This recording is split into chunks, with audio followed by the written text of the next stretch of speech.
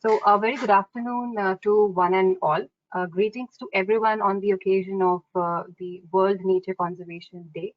I, Tarishi Kaushik, on the behalf of the Energy and Resources Institute, TERI, and Mahindra Lifespaces, welcome you all on the report launch and the panel discussion on water sustainability assessment of Gurugram. I would request now Mr. Sanjay Seth, Senior Director, TERI, to give the welcome remarks. Over to you, sir. Thank you, Tarishi, and once again, a formal welcome to all of the panelists as well as to the people who have joined us today on this very, very important day, which is, as Tarishi said, the World Nature Conservation Day. And what better a day to be kind of launching this report that we have done together with Mahindra, under the Mahindra TERI Center of Excellence. Both TERI as well as Mahindra Lifespaces came together to establish a center of excellence to make sure that Mahindra as a responsible developer make sure that whatever development they do is on a sustainable path, and then of course the back end research that is required to be done is provided by TERI. So both these entities came together. They created what we call a Mahindra TERI Center of Excellence. It is a brick and mortar establishment that we have on Gwalpadi.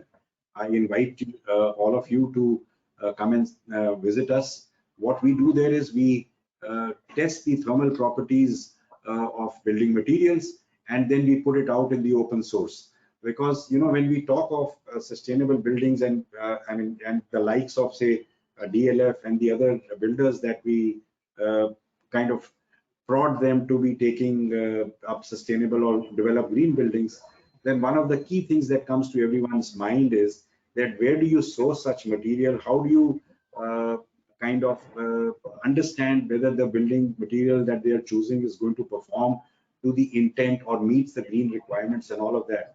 So there is very little or fragmented information that is available in the open source, and that becomes, I think, a big bottleneck when you're talking about making sure that all buildings that we construct in the future as green buildings. So TERI took up this initiative together with Mahindra Lifespaces, and we created this lab, if I may call it a laboratory, where we test such material, and the information is put out in the open source for the benefit of the building, the builder community, whether it is architects, engineers, and even for the end users.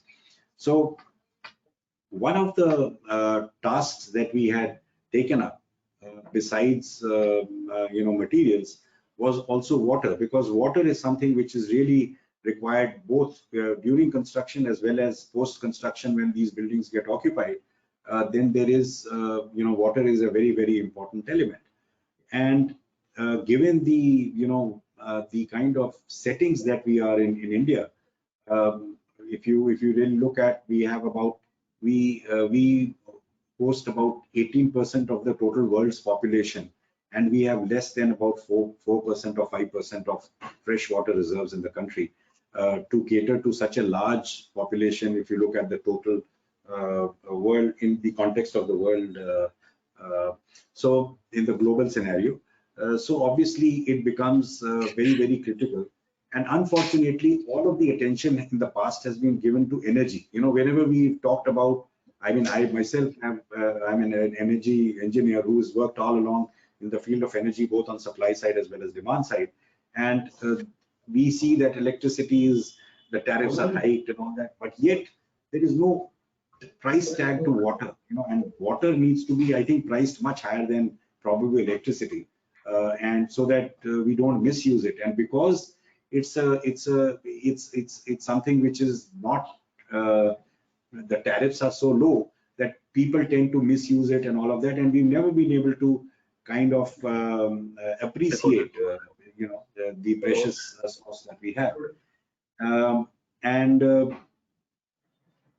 Today on this panel, I think we have all the people who are living in Gurgaon, and what better than all of the people who have provided solutions, taken up these issues at various levels, gone ahead with suggestions to the municipalities and to the state government authorities for how to kind of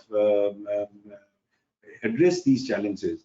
So I think it's a we are very extremely privileged to be having you all on this panel to discuss as we launch this report today.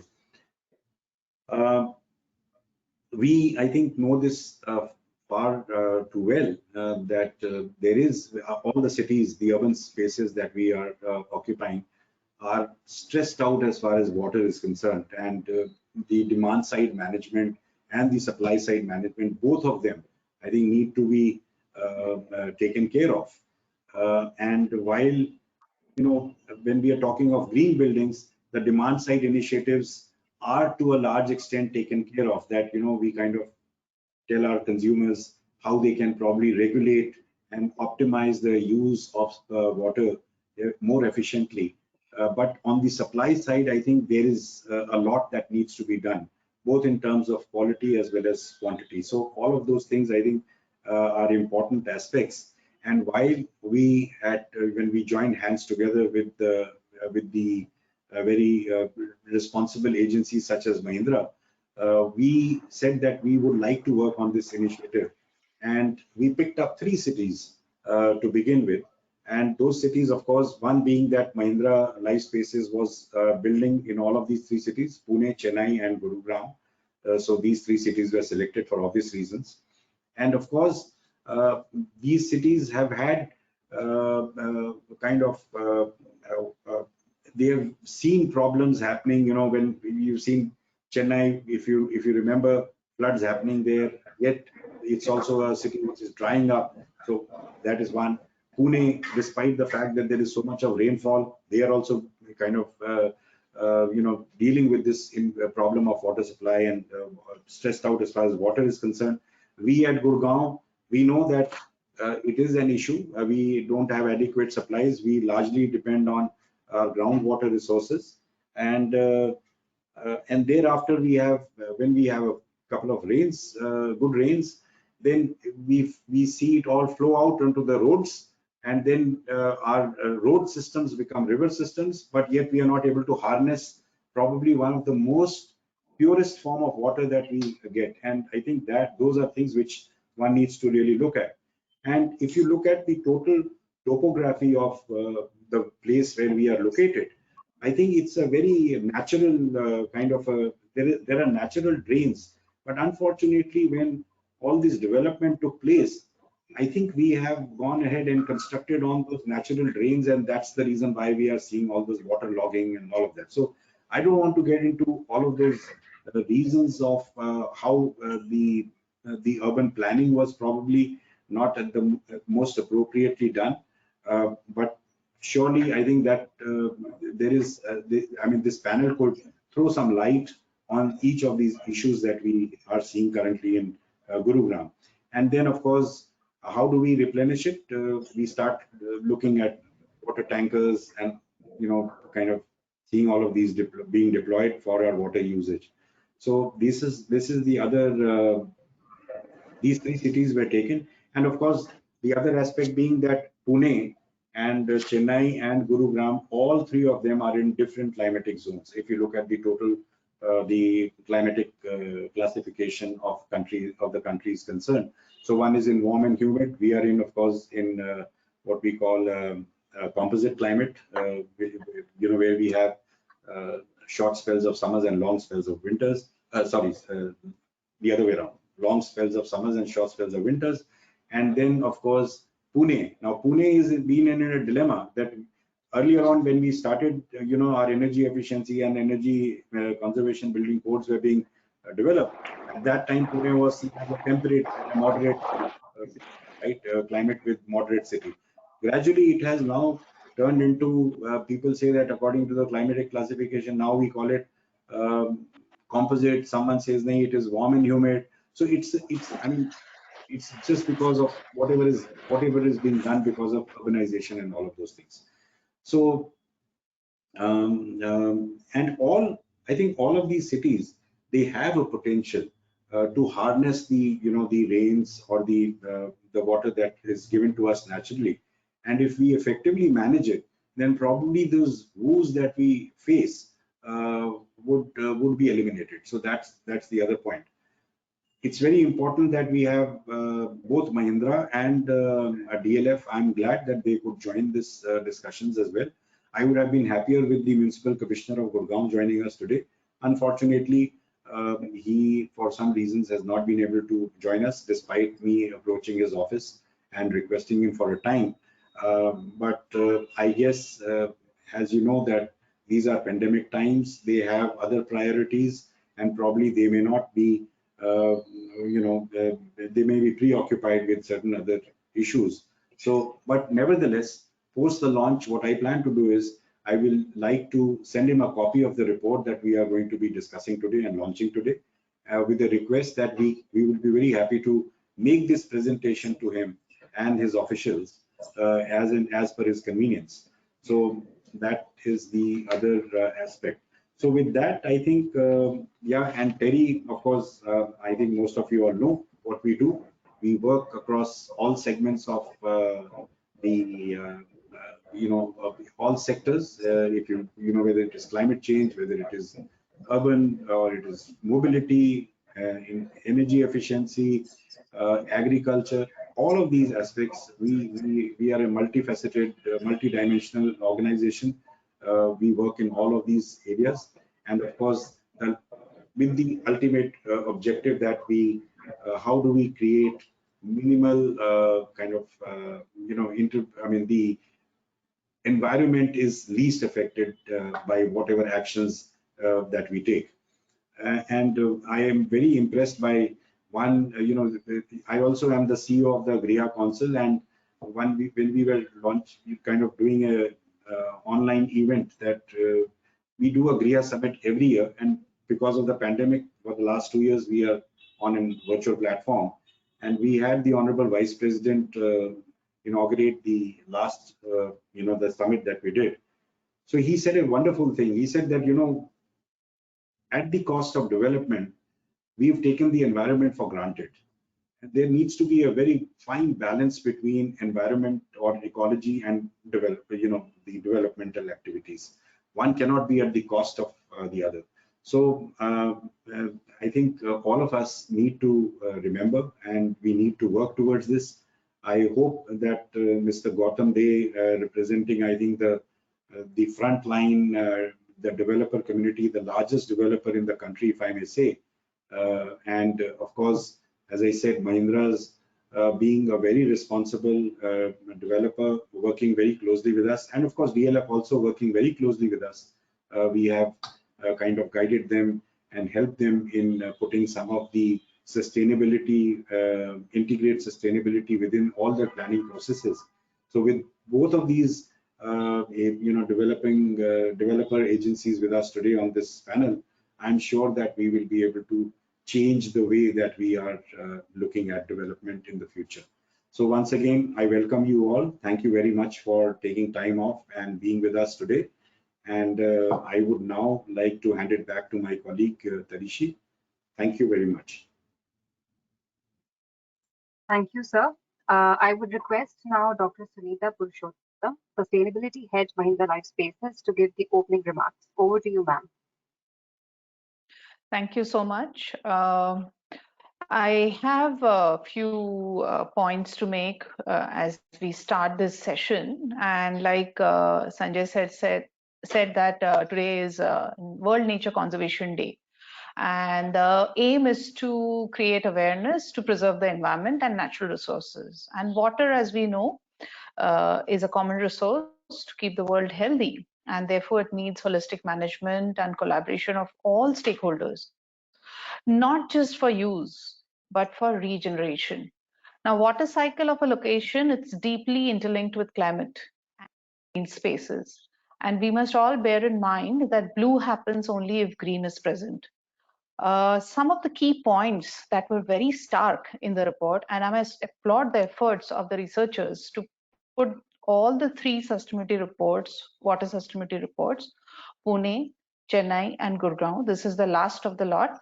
The stark nature of the report, especially for Gurugram, is actually shocking. And then it really hit me as I was going through the entire report and while I was reviewing it.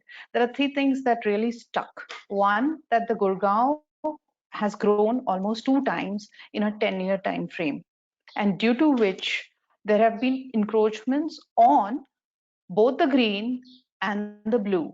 So water body and vegetation saw decrease, and those numbers are there in the report. And it is estimated by 2025, water bodies will reduce to an alarming bare minimum, and so will the vegetation areas. In 1950s, Gurugram was replete with water bodies. There were about 644 water bodies. Now 153 have vanished beyond recovery. 53 bodies face severe threat due to intentional landfilling, garbage, and waste dumping and encroachment. 132 of them are contaminated due to industrial effluent and waste water from housing societies as well. 44 of these cannot be called as water bodies only. They can be called as seasonal water logging. So the natural water bodies are now facing an extinction in Gurgaon. Barren land is, on the other hand, increasing. So these are very, very stark. And with these, stark opening remarks, I would now like to actually hand it back to the TERI team to take us through the report and the findings. And I hope it is an alarm call for everybody here in Gurgaon to really take notice of this report and use the report, leverage it. There is tremendous amount of effort that has been put here, so that the data is there at your fingertips to fight the battle with various stakeholders, or rather create the platform for collaboration to use the data to turn the situation around. So it's a very alarming and shocking report, most shocking of the three, I would say, because the situation is really stark. So with that, over to you, Tarishi. Thank you, ma'am, for the remarks. I would now request Mr. Sanjay Seth, Dr. Sunita Purushottam, and all our esteemed panelists to give a go-ahead for launching the report. Right, Sunita, where are you? You shouldn't vanish right now. It's very important. This is a joint initiative, and our colleagues have really spent a lot of time to do this research, and we are very, very proud that we are launching this together. So, Sunita, please give us the go-ahead. Hari Jhandi dikhaiye, and we kind of launch it. Hari Jhandi, मेरे पास तो हरी झंडी है नहीं, but let's go ahead and launch.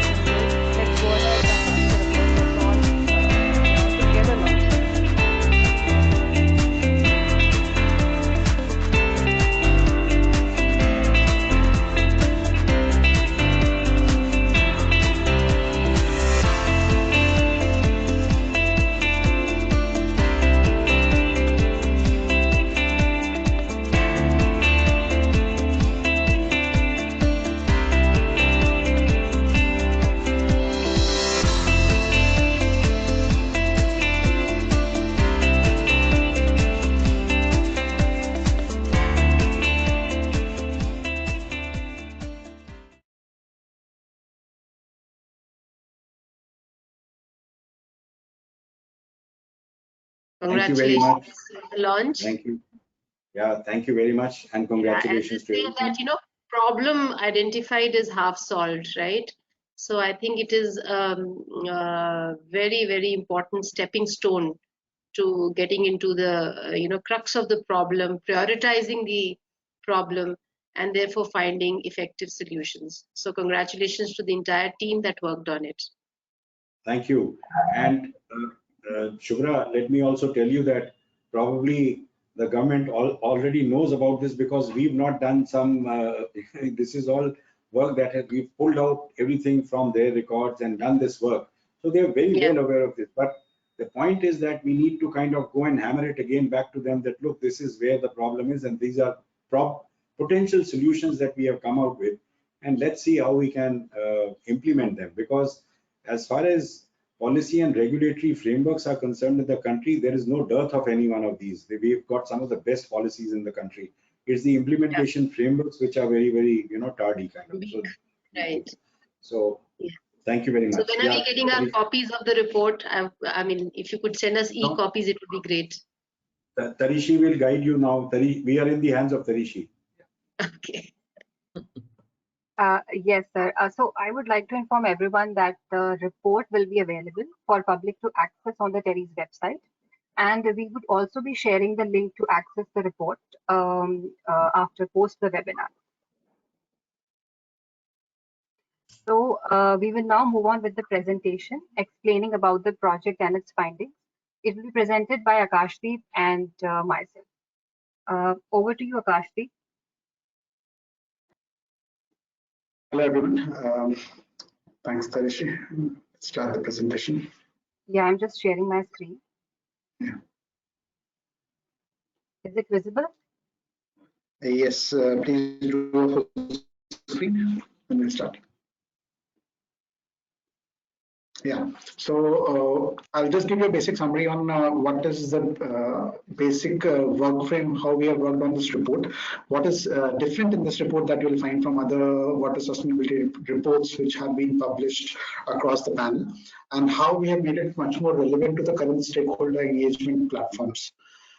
One of the interesting things about this report is that it takes the data from the past, which is from 1980s, starting from 1980s. It analyzes the whole data pattern. It gives you the present pictures, what are the present challenges, what are the present issues which we are already facing. And there is then further it takes one more step and it takes you to the current future, which is almost upon us. That's 2025. So what it does is it takes the data, it predicts the current future where we are heading to if we follow the current path on which we already are. So it gives you these data which will be coming into picture if we do not act at the earliest, basically. What it does is it evaluates the water cycle as a whole, and it evaluates all the parameters which affects the whole water cycle of the city in itself. So it takes evaluation of the land use patterns, as Sunita was mentioning. It evaluates the population growth, how the population has grown in the last 2 decades, basically. Further, it goes into the water demands, what we have various water demand sources, how they are depleted, how they have increased, or what is the pollutant levels, how there have been increased pollutions in these water demand areas. And further, it goes with the supply management chain also. So it gives you the whole complete picture as a water demand, water supply, and all the parameters affecting the whole water cycle.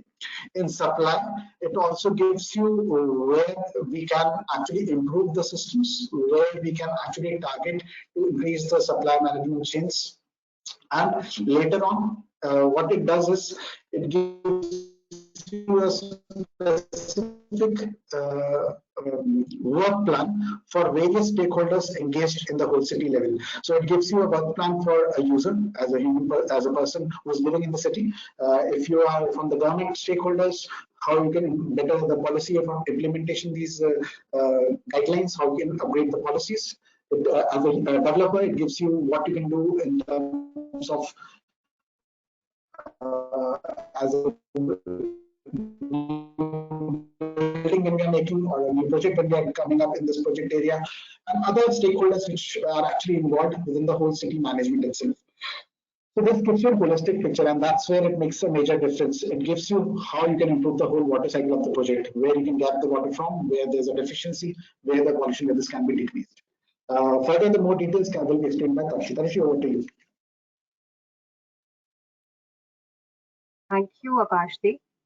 So moving ahead. So basically, the Gurugram district area covers an area of 1,257 square kilometers, and it is divided into 5 revenue tehsils: Sona, Manesar, Pataudi, Farrukhnagar, and Gurugram tehsil. So our area of study was basically the Gurugram city, which forms a part of Gurugram tehsil, and it's mostly urban area and comes under the administration of the municipal corporation. So if you look at the major water sources in Gurugram, so there are basically two sources, surface water and groundwater. So basically, there are in surface water there are two channels. There is GWS channel and NCR channel. Both run parallel to each other, and the water in these channels is basically it gets from the Western Yamuna Canal. And GWS channel is an older one, but NCR channel was later added on after seeing a rapid increase in the water demand in the Gurugram city. So the water which basically comes in the NCR channel, it gets treated in the Chandu Budhera water treatment plant, and the water which comes through the GWS channel, it gets treated in the Basai water treatment plant. The next we have the groundwater, of course, and due to the rapid urbanization, expansion of the residential areas, office spaces, and industries in Gurugram, the water demand had spiked up, especially in the last 2 decades, and therefore there has been an increase in the groundwater extraction in the city. So basically, these two are the main sources of water supply in Gurugram. Next, we have the water administration setup of the Gurugram. So there are basically three things: water resource management, water treatment, its supply and sewerage, and water pollution control. In water resource management, we basically have three things: surface water, groundwater, and rainwater. Surface water basically refers to the ponds, lakes, and water bodies. And in the Gurugram city, it is taken care by the MCG, which is the Municipal Corporation of Gurugram. And outside that, it is taken care by the Irrigation and Water Resources Department, Government of Haryana. The groundwater is taken care by the Central Groundwater Board. And as far as the rainwater is concerned, there are three things. First is the stormwater drainage network, and the other is the rainwater harvesting system. That is taken care by the MCG and GMDA, which is the Gurugram Metropolitan Development Authority. The only difference is that the GMDA takes care of the master stormwater drainage network, and the internal drainage is taken care by the MCG. And third, we have the irrigation and the flood works. That is taken care by the IWRD, Government of Haryana. Then next we have the treatment of water, its supply and the sewerage network. That is also taken care by the MCG and GMDA. The only difference is that GMDA takes care of the master water supply network and sewerage network, and MCG takes care of the internal lines. Sector 29 and 53, they come under the purview of HUDA, which is the Haryana Urban Development Authority. Next, we have the water pollution prevention and its control. It is taken care by the State Pollution Control Board, which is the Haryana Pollution Control. So, why is the Millennium City facing a water crisis? Recurring floods, water shortage, pollution of water bodies. So, over the past few years, Gurugram has been facing severe floods, due to which the spanking new roads and the infrastructure gets heavily flooded. On the same side, if on the other hand, if we see especially during the summers, there is a huge water shortage felt by the people. It doesn't matter whether it is a slum or it is a village or it's a skyscraper. Everybody is forced to face a water shortage. And if you look at the pollution, either ways there are not much water bodies left in Gurugram. But even if there are a few of them which are left, they are getting polluted by the dumping of untreated sewage into it. So basically, we have tried to explore reasons behind this rising water menace in the Gurugram city, and we will try to go through all these reasons one by one.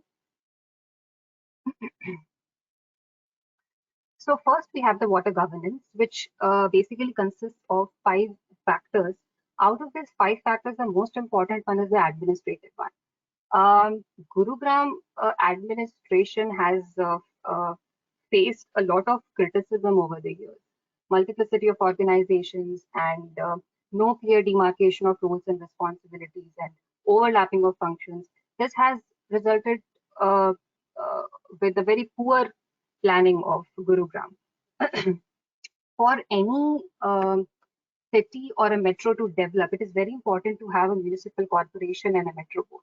Unfortunately, in the case of Haryana, in the case of Gurugram, uh, it should have been made much earlier, but it didn't happen. MCG was formed somewhere in 2008, and we got GMDA recently, few years back in somewhere in 2017.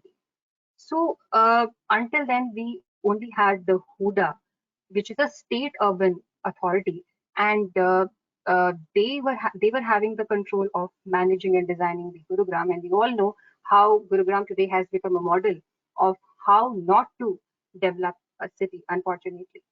Second, we have the social factor, which refers to the inequitable supply and use. Economic factors like inefficient use of water, especially people are not a lot of people even today are not aware or sensitized enough to use water judiciously and not waste it. Then we have the political factors like we all know that water is a state subject, but time and again we have seen a lot of tussle between the center, state, and local governments, and this delays the decision-making process and implementation of certain policies and programs, and also the release of funds. And finally, we have the environmental factor, which refers to the unsustainable use of water and also the pollution of the water bodies. The next reason is basically the effect of poorly planned urbanization on water bodies, on groundwater, and on water demand and supply gap. First, we will look at the effects on the water bodies. There has been a destruction of floodplains, catchment areas due to encroachment, over concretization, and pollution due to the dumping of untreated sewage into the water body. We can clearly see here from the numbers. So the built-up area is continuously increasing over the years, so much so that it's going to reach 518 square kilometers in 2025. On the other hand, water bodies, they have witnessed a steep decline, and it is estimated that it will go down to 0.42 square kilometers by 2025. Similarly, the vegetation, the green cover, that is also estimated to go down to 38.27 square kilometers, which are alarming numbers. Similarly, if you look at the number of water bodies, according to the official records, there were 640 water bodies in Gurugram in year 1956, and it was found that only 251 are left by the year 2019. And out of these 251 water bodies, uh, 200 were found to be encroached in year 2019. So such is the state of the water bodies. And so I'll give you an example of one of the water bodies out of these 200 water bodies which are encroached. So there is this Ghata Lake in Gurugram city, and it's basically a floodplain. It's basically a floodplain which takes the stormwater drains for the. Basically, it's a floodplain for the stormwater drains which comes from the Delhi to Gurugram. So, and there was a time in early 2000 when its area was spread over 370 acres of land, and it used to hold somewhat 50 feet deep water. But by year 2019, it was found that it has shrinked to just 50 acres of land. So definitely the effect of poorly planned urbanization on water bodies has been very devastating. Now the effect on groundwater. Uh, so basically the rising water demand in Gurugram, it has met with excessive and illegal groundwater extraction. And it has also been found that the quality of groundwater is declining. There is a lot of contamination due to seepage of untreated municipal and industrial waste. So clearly, from the graph also we can see that the groundwater levels are going down. A point to be noted here is that more rain not necessarily means that there would be higher groundwater levels. So why so? Because like you can see here in the if you look at the past 10-year data of annual rainfall, the highest annual rainfall was witnessed in year 2019, which is 803.9 mm. But if you look at the below ground level in this year in 2019, it was 35.85 meters, which is very less. So in the case of Gurugram, we can clearly say that More rain doesn't mean that you will have higher groundwater levels, precisely because the rainwater was not managed. It is not being managed properly in Gurugram, due to which the rainwater doesn't go inside and uh, recharge the aquifer properly. Next is the effect of the urbanization on water demand and supply. Now, yes, authorities are, as the population is increasing, the authorities are also increasing the supply of water and the entire water and wastewater infrastructure, but it has not been in proportion with the increased demand. We can clearly see this from these numbers. So, it is estimated that the population of Gurugram will reach to 43.7 lakhs by year 2025. The domestic water demand is estimated to reach 874.3 MLD in year 2025. But if you look at the domestic water supply, in year 2011, the supply was 132.9 MLD, which was less than the demand, which was 195.4. Similar was the case for year 2019. So clearly, the authorities need to increase the water supply. Fourth point is the water treatment plant capacity. This was found to be adequate till year 2019, but considering the water demand is increasing, we need to increase the capacity of WTPs to 962 MLD by year 2025. Next, we have the wastewater generation, which is estimated to reach around 700 MLD by year 2025. Plant capacities, it was 148 in 2011, but wastewater generation was 156, which was higher. So that was a gap here. Yes, authorities did increase the capacity of STPs in year 2019 by 388 MLD. But clearly, if you see the amount of wastewater which is being generated in 2025, around 700 MLD, there is a need to again increase the capacities to at least 734 MLD by year 2025. So moving on, so here I would like to say that not just in India but across the world, one of the most important strategies in order to reduce the freshwater demand is basically the reuse of treated wastewater. So here we have tried to show a scenario for in the case of Gurugram for year 2025. See, the total building water demand for Gurugram in 2025 comes out to be 874.3 MLD. Roughly 60% we can take it for the domestic demand and around 40% for the non-domestic demand. And after that, approximately 700 MLD of seepage is going to get generated.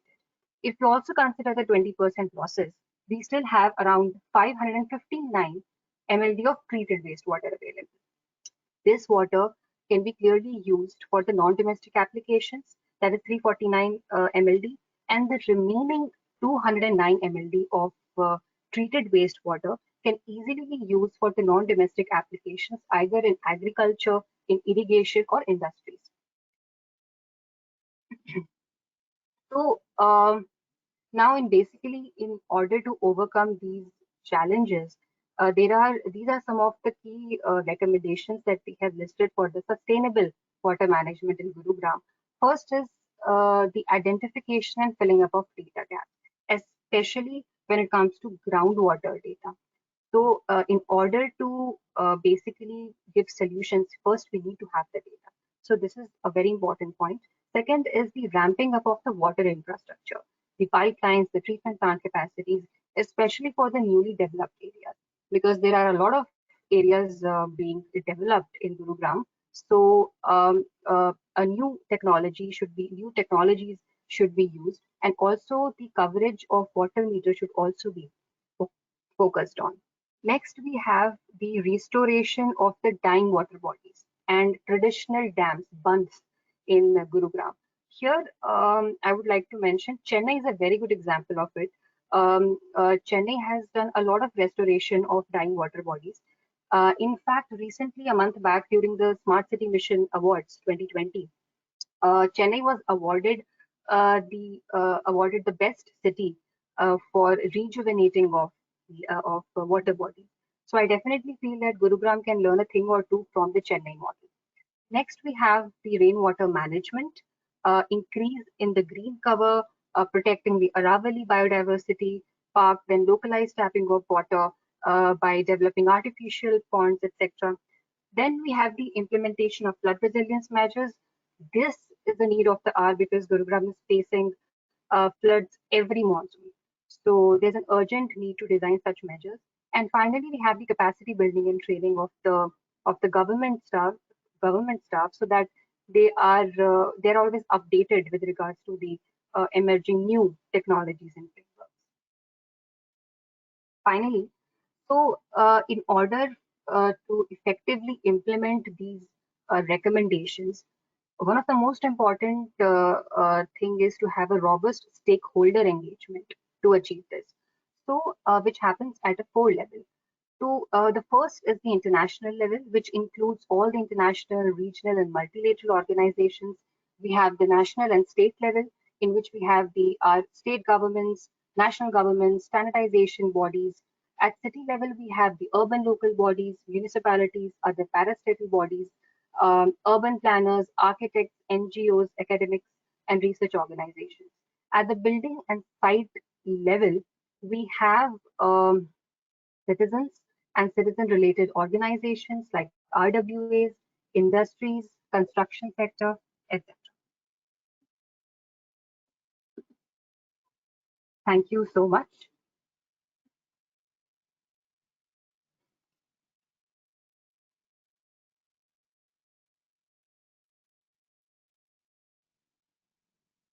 So we will now move on forward. We would now move on with the panel discussion. I would request Mr. Sanjay Seth, the moderator of the session, to take it forward. Over to you, sir. Thank you, Tarishi, and thank you for that presentation. I hope that the panelists have been able to appreciate the findings. They have kind of looked at all aspects that are required to be on the supply side, as well as she's touched upon some of the issues pertaining to the demand side as well. So the panelists don't, I think, do they require an introduction? Tarishi, would you like to introduce the panelists with a very brief background of each one of them, please? Would you like to do that, or do you want me to do that? Sir, I think you could do that. All right. You are the moderator. All right. So I have the bio notes of each of the panelists that are there with me. Gautam Dey, of course, who's the executive director of DLF Limited. He takes care of pan-India technical operations and heads all sustainability and health and safety environment issues of DLF. Thank you very much, Mr. Gautam Dey, to be amongst us today on this very, very important, a landmark, I think, day where we are not only launching this report, but we also hope that you will help us to reach out to the various stakeholders in the government to kind of take it forward as far as its implementation is concerned.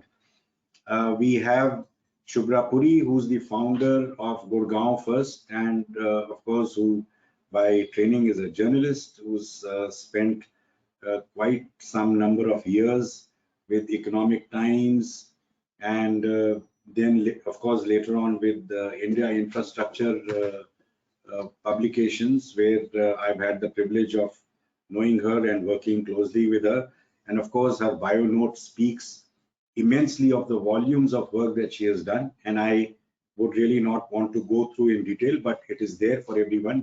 We are uploading all of this information for the benefit of the people who have joined us today. So Shubhra, thank you for being with us today, also being able to take time out and contributing and guiding us on this very important work that we have done.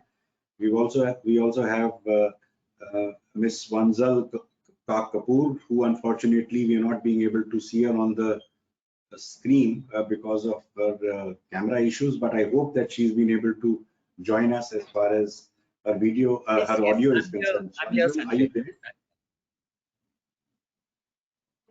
I'm here. Can you hear me? Yes, we can. Thank you very much, Swanzal. And she's the owner and design principal architect of Saka Studio and also the co-founder of I Am Gurgaon. So thank you very much for being here.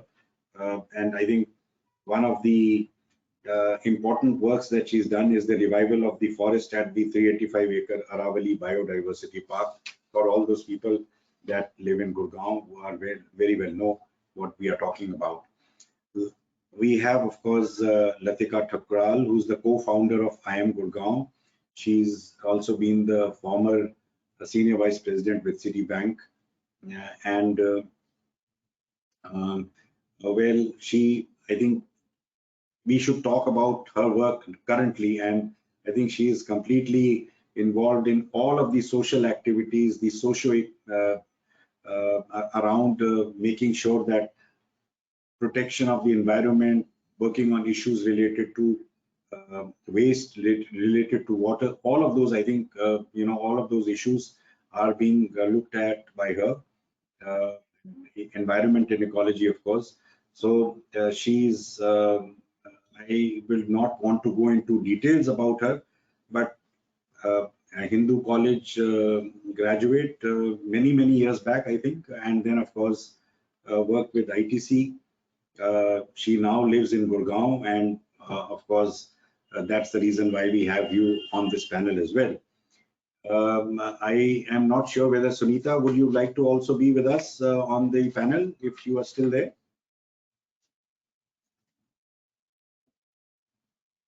Anyway, so we will, and then of course, we will be later on, we'll have Mr. Anirban Ghosh, the Chief Sustainable Officer of the Mahindra Group, who's going to be joining us for the closing remarks. So let me start, now that you all have seen the presentation, I think I would like to straight away come to Latika, first to you. What do you make of this report that we have put together? How do you think it would really help us in overcoming the issues and challenges that we've been talking about as far as Gurgaon is concerned, and the report that has been created? How do you think it is going to be able to contribute to help us in this endeavor?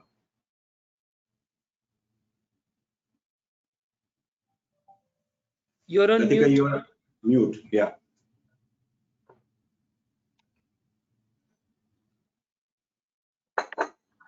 You're still on mute, Latika.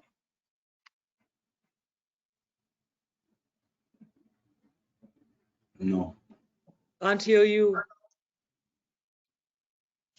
Yeah, I think I've got. Yeah, I was, yeah. Thank you very much for inviting me. And I think reports like these are really important.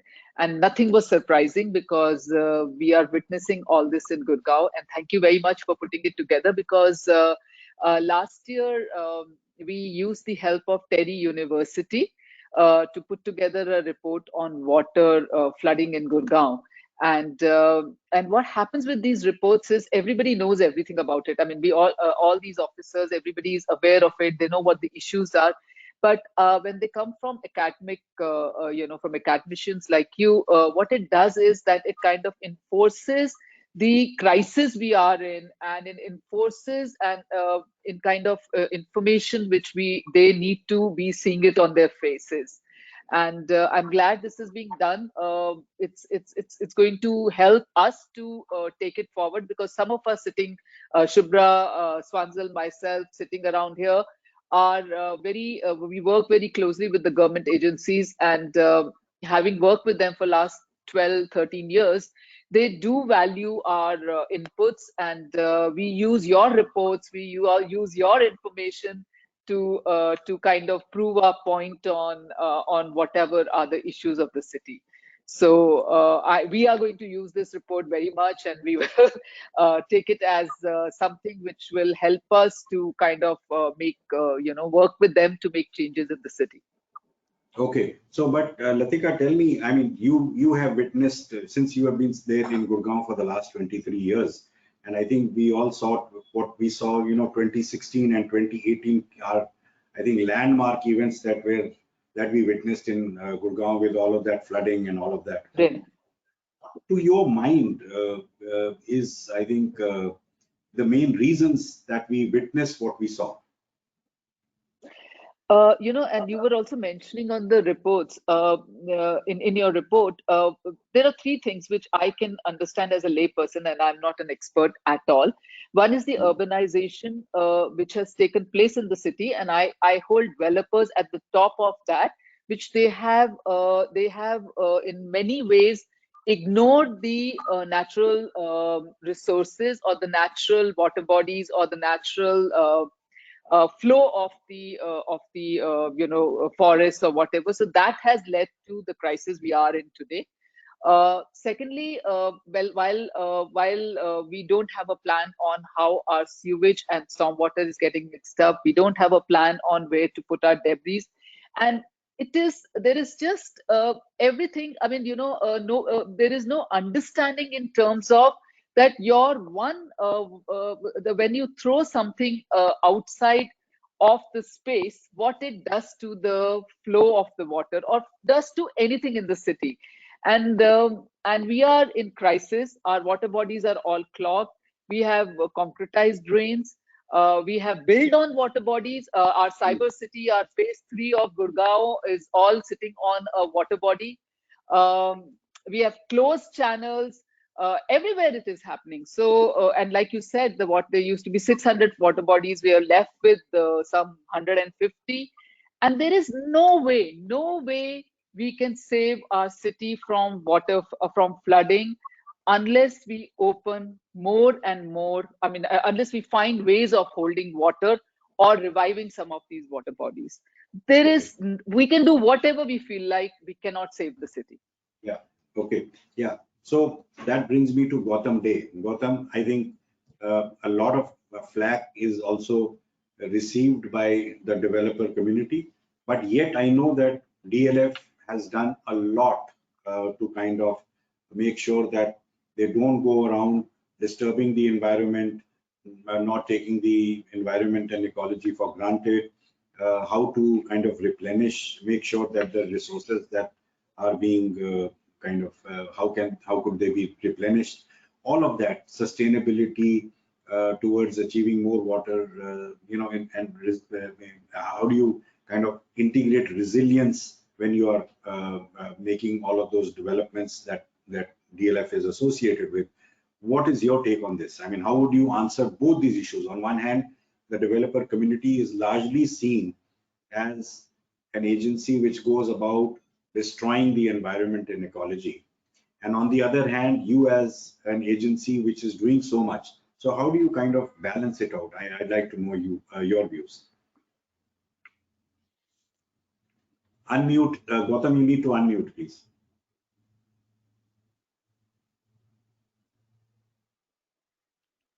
Is it okay? Yeah. Yes. Okay. Okay. So thank you, Sanjay. So first of all, for your wonderful presentation and inviting me on this forum, August forum. On behalf of DLF, I would like to tell something a bit technical, but I don't think it's so technical that it would not be understood by all of us in the forum.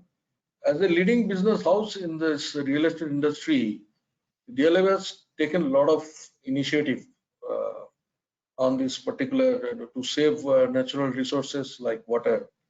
And we have the national presence and mostly in Gurgaon, I should say. And as a design part, our built-in feature is a low flow fixtures, whether it is in the base building. And when we invite our tenants or MNC clients, this is our first and foremost rule, that you have to use low flow fixtures, whether it's a WC or whether it's a hand wash, everywhere they have to use that. That's a compulsion. It's a mandatory requirement from DLF side, because as a developer, you need cooperation from the tenants or the end user, isn't it? And then we have engaged our engineering team to develop to maximum utilization of the rainwater. How? So as a developer, we are capturing the rainwater within the building before it goes to rainwater harvesting. This would be we would be the first developer in this part of the world, and who are capturing rainwater within the building itself before it goes to rainwater harvesting pit through a filtration process, of course. And then the runoff, of course, you goes to harvesting pit, which require periodical cleaning. Basically, what happens, whenever rain happens, it doesn't go to the actual level. It goes out of the drain and goes to some kind of a muggy or muddy system, which is not going to help our groundwater level. So therefore, our all rainwater harvesting pits are to be cleaned, and their media has to be periodically checked so that effective recharging of the ground level water is happening. So we, as a DLF, in DLF, this is a mandatory requirement for our quarterly compliance also. We are very, DLF is a very compliant company. Within it's not a regulatory affair, but as far as our internal compliance is concerned, so we are very much compliant on that particular issue. Good practices. And then, good practices. Okay. Yeah. And our constant focus on recycled water. And we are 100% as far as Gurugram is concerned, and of course pan India, we are a zero discharge company. We don't discharge any effluent, any sewage to outside of our complex. Okay. We have our water treatment. So DLF engineering team has done a step forward. The RO rejection. Okay. RO rejection, normally what happens in most of the companies, if you see that 70% of the water goes down. Yeah. So we are treating that RO rejection also. Okay. And going back, it's being used in the system, so that our all cooling towers and all the power gadgets are using whatever water is required. It's being used by those kind of water. And most efficient sewage treatment plant will not work unless it has a redundancy. So we in DLF, we are so much focused on engineering part of this, part of the whole sustainability. The 100% redundancy is available in our system. So Gautam, this is all, I think bulk of the initiatives that you mentioned are all on the addressing the supply side. They are all on the downside. What about the activities? After all, when you take up a land parcel for developing, how do you make sure that even during that time, during your construction and all of those? Yeah. I'll come to that. I'll definitely address that, because all our construction, we don't use any fresh water. We don't use any bore well. Okay. We are using all STP water. We have a centralized sewage treatment plant in Cyber City, and which gives water, which has a sufficient water capacity, recycling water capacity, which meets our operational requirement. Not only operational requirement, it supplies water to our construction activities also. So therefore, our all construction, whatever you can see around Cyber City or in Gurugram Phase 5 or New Gurugram, it's happening through sewage treatment plant recycled water. We don't use any bore well, and I can. It's known to everybody in our government sector that there is no water getting discharged from bore well, even if it is approved bore well. So, and then we have to use the STP in such a way that it should be efficient, and it should have a gray water and black water treatment facility also. Because once we divide these two kind of water, then you get the best efficiency out of STP. Because normally what happens, most of the developer, I should not name it because I'm in this industry for last three decades. So there are a lot of the developer which don't care about the quality of the water, because if you don't treat it properly, you will not be able to use it. Then you have to depend on water tanker, or you have to depend on the fresh water. So our fresh water bill is the lowest, I can say the lowest in the industry, lowest in the country itself of our business. we don't get any freshwater bill in more than some few thousands or so for such establishment. So, and by taking all this initiative, Sanjay, I can tell you, and of course, we meter and monitor every part of the water consumption. That's very important. Yeah. Every part, whether it is for horticulture, whether it's for cooling tower, whether it is for any plumbing system, because whenever tenant comes, they use our plumbing system. They inquire about plumbing system. So we tell that we have a dual pipe system. Dual pipe means one is for fresh water.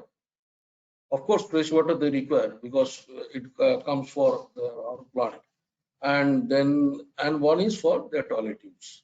Good. So good. I think I even, I mean, I appreciate this last point that you make, that you have a very effective system for measuring and monitoring, because even in our, unless that system, in our you will not be achieve anything. That's the key mantra. So, and I'll tell you, I'm yeah. sorry, Sanjay, I'm talking in between, and I'm glad to say that our NVC says 45 liter per person. Or NVC, the National Building Code, and I can proudly say in DLF we are maintaining it is 20 liter per person. Okay. So it is more less than 50%. I'm glad to hear that. Anyway, I'll come back to you, but let me draw in Shubhra at this juncture. And Shubhra, somewhere during the initial remarks, I think Sunita also talked, and I think the report also talks about how Gurgaon has grown during the last, we've never envisaged the kind of growth that we are seeing today. Naturally, we've taken away a lot from our natural sources, and groundwater being one of them. But we only know how to take away things. We do not know how to kind of talk of things of how we can we replenish this. It's, I for one think that even when we talk of rainwater harvesting and all of those things, it's sometimes, I think it's more of a tick box kind of a where you tick the box that I've done this. And as Gautam also talked, that it's very important that these pits keep getting cleaned up and make sure that they are working. I myself have a house in Gurgaon where I've constructed, and every aspect of sustainability I've tried to include within it. Okay, and one of the things that I did was every drop of water that falls onto my terrace goes down into the ground to replenish the ground, to recharge the aquifers. How do you see our groundwater replenishments going up as we are going ahead with all kinds of constructions in the city? Yeah, thank you so much for this opportunity, Sanjay. And first of all, thanks and congratulations on the launch of the report. First of all, just taking a cue from what Latika said, because what she said was very important. And then, we suddenly went to Gautam, but we missed a very important point here that Latika was talking about, that how are buildings coming up on sites which ideally should, which are low-lying sites and ideally should be a pond or an aquifer, right? And suddenly Gautam talking about the best practices as a realtor that they are doing to save water, etc. So I think the missing link here is of governance, that we have weak governance in the system where, such lands, such critical lands which need to be conservatory zones are just given away to private developers. So there is a governance failure there, right? So that will be the connection from what Latika said and to what Gautam. Of course, Gautam, I fully acknowledge that DLF has some of the best practices in waste management systems, in water management systems. But then, what I'm trying to say is that the damage is already done. Yeah. When there is a huge commercial complex or a complex like the cyber city, as Latika said, on a system where on a area which didn't need to have that, we have made a massive mistake, and the damage control that we can do is only very little. And and we can say that we have the best practices and we do the best things, and that's actually not under the purview of Gautam, but I would like to make this point very very very strongly, that we need to have good governance. How our land use structures being seen in the city. We have already developed Gurgaon. Now there is another Gurgaon which is being developed from sectors 100 and across. Can we not make those mistakes at least in those sectors? Is the point that I'm trying to make. Right. Now, coming back to your question, of course, we need a lot of approaches here. I keep saying that water is one sector which, has many issues interwoven. The waste issues, the pollution issues, the traffic issues, and the construction issues, etc.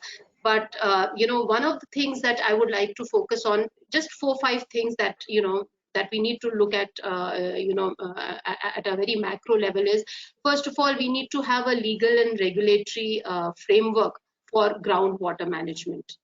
Just having a central groundwater board is not enough. I mean, groundwater is a national asset, period.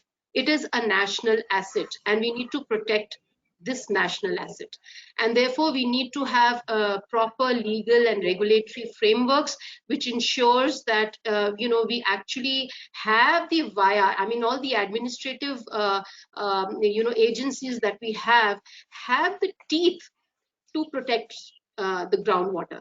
Unless they have the teeth to protect it, this will not be protected. It cannot happen by way of penalties. The other thing, of course, is that all the tube wells, all the bore wells, they need to be mapped. They need to be mapped, right? So that, there is no illegal extraction. We can use GIS mapping systems. The technology has advanced very fast, and, we can use GIS technology to map them, to monitor them. Unless we know where the tube wells are and where these bore wells are, unless we know if there is spilling from there, we will not be able to control these. Other than that, of course, at the city level, where so much of construction and pavements are already there, we can, water cannot actually percolate down. So we need to quickly identify the conservation zones. And what are these conservation zones? For example, Aravalis. We need to save the Aravalis. We cannot. Aravalis is the best recharge zone for Gurgaon. We can't, expose Aravalis to mining and to construction activities. We frequently hear of stories where farmhouses have come up in Aravalis, and some farmhouses with swimming pools also. Right? Are also being demolished now. So a number of them being demolished. And right. So, but we need to quickly identify these water bodies, these the zones where which are actually rich zones, or which are gold mines for storing water, for saving groundwater, and we need to just put an embargo on construction on these zones. Right. Okay. Of course, having said that, what we are doing at an individual level, or what we are doing at the community level, or the RWA level, where we are, looking at zero discharge, and having in our individual homes rainwater, harvesting systems is great. But unless the mega areas of the city, where water can actually find its way and recharge the groundwater, are there, and they are safe zones, and they are not dying zones, and these are in fact becoming bigger and bigger, there is very little hope for the city. And as you said, water metering, and actually people paying for water, and water management techniques, using their RO water for gardening, using all the grey water, and all these are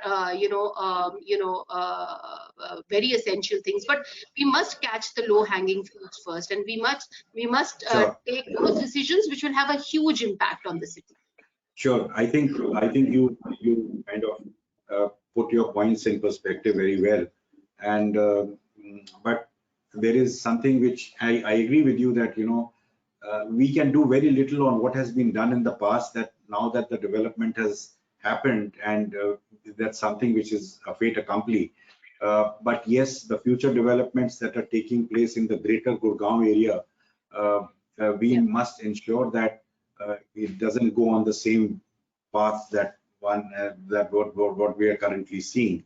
And you talk about percolations, and how the runoffs are increasing because of concretizing. We are concreting and paving every piece of land that we see, and that I think brings me to drawing the comments from our architect friend who's here, Swanzal, and I would like to know that I think by and large people are, especially in Gurgaon, because of the community that stays there, they are very well aware of the sustainable strategies, architecture, resource efficient methods of constructing, and also living, and all of those things. Now, how would you probably, but then, what becomes a deterrent is that there is a capital cost. The first cost, uniqueness, is something which becomes an embargo to some of these strategies. As an architect, Swanzal, I would like to know your views as to how could you kind of create a paradigm shift as to how things are happening currently, and we would like to see them going the right way. Swanzal?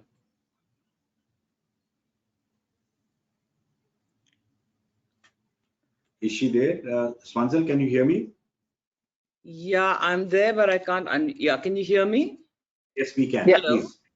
Yeah, sorry, there's some problem with unmuting myself. Yeah, thanks, Sanjay, and thanks for inviting me here today. So, yeah, so I think that in terms of specific solutions at the building precinct level, which is what I think you're asking me to answer. Again, I just want to reinforce what has been said so far, which is that, we all know what the solutions at the building precinct level are. In fact, many of those measures are now even legislated. For example, rainwater harvesting is legislated. I think all the problems here are to do with citizen behavior in following up through with those legislations and the requirements. I mean, as an architect who's been practicing it for the last 22 years here in Gurgaon and has been talking about sustainability for a very long time, apart from, of course, the work with IIM Gurgaon, which is a separate CSR initiative, is that, people, the problem is that unless we have mechanisms in place which force people towards making water sensitive choices at the household level, nothing is really going to change. We all know about aerators on taps, dual flushes, dual plumbing, rooftop rainwater harvesting, as Shubhra said, rainwater management. These are all things which are actually eventually going to help the householder, because earlier boring was done indiscriminately across Gurgaon till it was banned, and now people are relying on water supply. But there are many cases of old bores which are still carrying on, which is water extraction is still happening. So, and at the same time, we see situations where, FAR is being increased across the board. Building bylaws are being changed to allow more and more ground coverage. So my question here really is, as an architect, we are always asking the same questions, which is that trying to get people to build as little as they need rather than building extra, and using as far as possible technology which enables the lowest possible water consumption. However, unless we have measures where the government steps in and actually helps along with the technical team on establishing a baseline for water use per square foot. I mean, this is something which can be done, right? And then any usage above that baseline is charged at 4 times the price of a basic water cost. You see, it's very simple, and then if we have contradictory measures, like, at one level we are realizing that we don't have the water to supply the existing population, we're doubling the population every decade, and then we are increasing the FSI and we are not creating water resources, to feed those new communities which are drawing into the city, then we have problems. So, I mean, I think that to discuss water at a precinctal level really requires uh, very clear regulatory measures by the government to ensure people's basic water behavior changes. That will only happen through pricing. Unfortunately, there's no other way to get people to be sensitive to water. You have situations where even if families are sensitive, you have domestic help. Domestic help is not trained to be water sensitive, and there are very few people who are at home watching every glass of water that is served to a guest and make sure that's poured into a plant and not down the drain. So there are many initiatives that can happen in terms of generating awareness amongst people, but unless you price it, nobody is going to enforce it in their homes. That's the reality. Even things like rainwater harvesting, filters need to be maintained checked, because if the filter clogs, it's no longer harvesting the rainwater. So there are issues of groundwater contamination if you don't have a first flush exit point from a water collection tank from a rooftop. We have issues of runoff onto, if you're looking at collecting water from roads and directing it towards water bodies, we have issues of fuel pollution, because that is entering the aquifer unless it's treated. There are so many issues that we need to look at on the ground, and also at the level of governance and regulation. The same GIS that is used to track bore wells could be used to track rainwater harvesting pits, and then have enforcement agencies checking on this. So there's a whole kind of circle of things that need to kind of fall into place for us to actually have water safety in a city. And it's increasingly becoming, as we all know, it's already a critical problem, and soon, unless it is addressed with a great deal of seriousness and thought, we will no longer have livable cities. Without water, we can't really exist. So, yeah. Thank you, Swanzal. And I'm glad that I also see Anirban on the screen, who's of course going to be making his comments later on after the panel discussions. But thank you very much, Anirban, for joining us and also being listening to the conversations that are happening in the panel discussions. And I'm sure that you will have your own perspective to add to whatever is being discussed. But I think as whether it is Latika or Shubhra, and so two of you who have probably taken up this initiative of working as an NGO towards conservation and awareness driving and all of that, both with the government as well as with the society at large.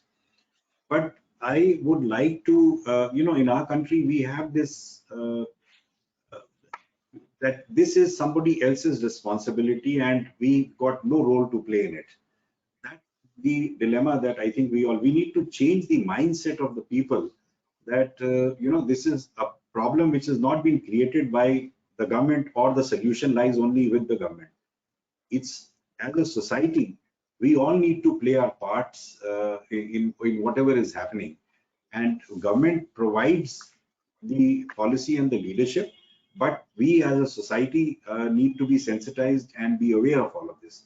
Now, I would want Shubhra, Latika, and of course later on Gautam and Swanzal, all of you, to give me your perspectives very briefly on this, so that we get an idea as to why should it only be the government's responsibility and why not everyone's. So who would like to? Latika, would you like to go first, and then I'll invite Shubhra? Okay, sure, Yeah. sure. As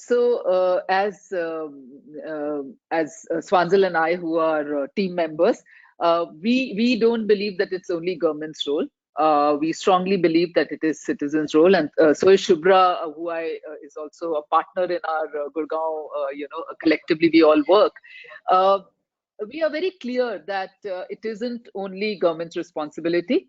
Biodiversity Park is in partnership with the government. Chakarpur Wazirabad Band, which is a 5 kilometer stretch, which is a nala, a stormwater drain, as well as a band, is in partnership. We are working in Badshapur Forest Corridor, again in partnership with the government. We are working a Sikandarpur water body, which we are reviving. We are actually creating, we have created some 4 water bodies. They are trying to take as much water from the city roads into these water bodies. So again, with the government agency. So in our head, it's very clear. IIM Gurgaon came in with the purpose of trying to work with the government, take people along, take other residents of Gurgaon, NGOs, schools, everybody together to make a difference. There is no way government can do it on its own, and we are very clear about it. And we do everything to support. And end of the day, officers come and go. We are the ones who are going to stay in this city, and it's in our interest. And we kind of keep that at the top of our conversation every time we have with these government agent, officers, that you will go, but what we want for our city is this, and we will work towards it. So are they responsive to your suggestions? So Gurgaon is an example. That's what I'm saying. 5 projects working with the government, delivering them. Rainwater, what we have done, this is the first time they have taken this step, and this was out of TERI University report. They took this step of moving the water into creeks and water body, into green areas, rather than building a drain, concretized drain. So yeah, they do. It's also a number of years we have worked with them. They start, there is a kind of a trust between each other. Like if we come up with a kind of a suggestion, they tend to take that forward, because they can see you implementing it yourself, and they see it that we are doing it for the best interest of the city. So I don't know if any other city can talk about as much collectively we all have done, in all of us, some working in Gurgaon, have done with the government agencies. Okay, great. Shubhra? Yeah, I think just adding to what Latika said, just for the solutions to be holistic, for the solutions to be sustainable, for the solutions to be long lasting, it is absolutely critical that we involve a larger stakeholder group. And not just the government, not just the NGOs, but also, like, very, very efficiently, IIM Gurgaon has tapped CSR funding into, these developing these zones, and these, zones like the Biodiversity Park or the Bund that she's talked about, which is such a walkable zone within the city, and also involving citizens, the RWAs, the schools, colleges. Why can't we, for example, map the entire city on what are the groundwater reserves in a particular area, and why can't we make RWAs and citizenry responsible for preserving the groundwater in that area? What stops us from not involving the municipal councillors, who in any case have various zones allotted to them, or various sectors allotted to them? Because if we do not involve the citizens into this game, then we will, things will happen, and things will not last. If there is a water body that has been revived, there will be encroachment, there will be, it will continue to get converted into the waste, into a waste management pit. If the people who are around that water body are not involved in the development of the water body, if we kind of make these water bodies places where citizens visit or use, or if these are developed as picnic spots, then citizens automatically feel responsible to preserve them. and these in Gurgaon in any case are such small places where in the open a family can come and sit and relax, have a day picnic, and these things are not to be seen. We only have these malls where we can take our children today. So unfortunately, but if citizens are involved in this process, then there is then these solutions certainly can be very long lasting. Also involving schools in these competitions where we talk about being water wise, having painting competitions, having art into saving water, conserving water, having music competitions, asking schools to come up with a good slogan or a good song on water management. So we need to create excitement within the citizenry that this is a resource, this is a national resource, and we are all it is our responsibility to preserve it. So Okay. that's Yeah. precisely the point. Gautam, I would like to kind of draw you into this conversation. I mean, when we talk of Gurgaon, DLF cannot be ignored at all. It's a very prominent part of Gurgaon is DLF. And how would you see DLF contributing to this entire endeavor of the work that both Latika and Shubhra talked about, and involving and using your CSR funding maybe for such initiatives? Yeah, thank you, Sanjay. And I'm totally in agreement with our co-panelists. There is no doubt that nobody can do it alone. We have to work as a team, whether it's a developer or it's an end user or it's a residents welfare association. We need to have a common agenda. Ultimately, what government can say, government can give you some kind of incentive for better water management. End of the day, if you don't maintain your RWA, rainwater harvesting pits, how it is going to help? How it is going to help? How it is going to help your recharging facilities? I can tell you 90% of our recharging pits are not working in Gurugram. I can bet, I can challenge. So those kind of punitive actions should be taken. And number one. Number two, there should be incentive. There should be incentive who are making it operational, and there should be incentive who are making it, as for GRIA, we are GRIA certified as well as LEED Platinum certified across India. We are very much focused on water sustainability. There should be some kind of incentive. There can be some kind of penalty on those. Okay, whatever has happened, as Latika has also said that something has built up. No, we cannot undo anything right at this moment after 2 or 3 decades. But at least we can save this country and as well as this state and this city if we are behaving properly. If our RWA, our recharging pits are not working, then how it is going to affect all the rainwater is going to have a muddy situation. Why the floods are coming? Why the floods is happening in Gurgaon? Because of this only. Because the rainwater is not going into the right system. So we need to have those kind of regulatory point, because why it is not happening in Cyber City? Our Cyber City, all the underpasses are working. Gautam, why do you need an incentive to kind of? I'm not talking about me. I'm not talking about DLF. DLF is already doing. This is for the larger interest of larger mankind community. As a whole. What do we do? As a whole, our existence will be, No, I am talking about as a whole. I am not talking about DLF for me or anybody else. I am talking about as a whole. One has said that 90% of rainwater harvesting pits are not working. I mean it. Please go to the plots. They're not working. That does not exist. The bore is not exist. So that's why flooding is happening. Yeah. So I agree with you, and that is why I said that some of these rainwater harvesting pits are used as a tick box, in their building plans and all of that. Sanjay, take it from me, it's almost all. Almost all. Let me tell you, this is the only area where we need to focus. Otherwise, how you are going to capture rainwater?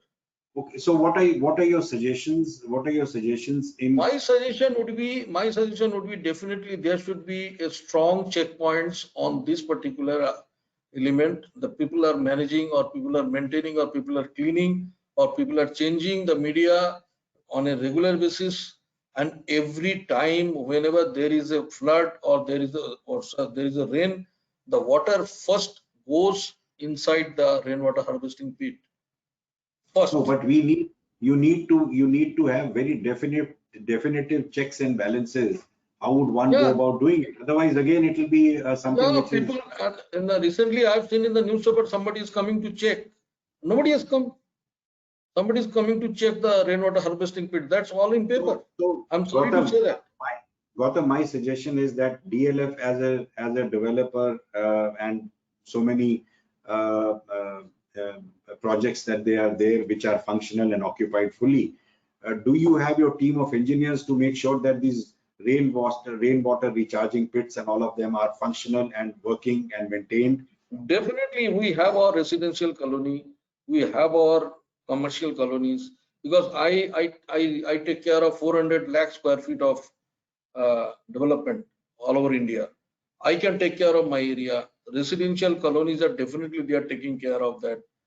Plots are taking care of that, because beyond that, we have our own limitation. We are capturing rainwater inside our building. Nobody does. I can bet, I can challenge anybody. Nobody does. We are capturing rainwater inside our building so that our municipal water requirement goes down. Okay. During this season. Okay, thank you. Yeah, so what Swanzal, I would also want. Here? Can I give a suggestion? Yeah, please. Yeah, so why can't, I mean, I'm just giving you a suggestion, a food for thought, is that any large aquifer which is around the vicinity of the DLF area, which is 5 kilometers around that area, why can't DLF Foundation adopt that? And see to it that there is, see to it that, no illegal borewell or, is there, or no activity, no such activity happens there. So kind of adopt it. And I think if, some corporates can do that, that would be a great step. I don't know, Latika, if it's a good idea, Subha. We have adopted, it's a good idea, Subha. We have adopted almost, I should say, almost 55 odd school in our foundation scheme, across India. And this is a very good idea. I'm going to share with my team also.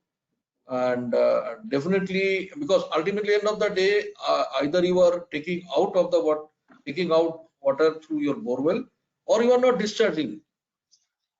These two elements are going to make the difference. Okay, so if you are extracting, why you are extracting? Number one. If you are not discharging, why you are not discharging? That's all. Beyond a particular plot size, let's say 200 square yard or 250 square yard or 300 square yard.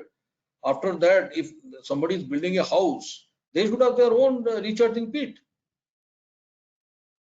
So there is no regulation. Shubha, I think the point that you make and Gautam's response to it is pretty good. Gautam, I would encourage you to put this up to your management and see if this can be incorporated and taken up as a good suggestion. Thank you, Shubha. It's a good suggestion. Yeah, Swanzal, can I also draw you in and for your remarks, please? Yeah, so thanks, Sanjay. Just wanted to say that, I think if you're looking at a solution here, it's definitely going to be a solution where everybody steps in, right? And there is potential even in a city like Gurugram for where we have existing creeks, which may be disconnected bits of the hydrological system, because essentially that is what you see in cities all over India, that the hydrology patterns have been disconnected through roads and boundary walls and developments.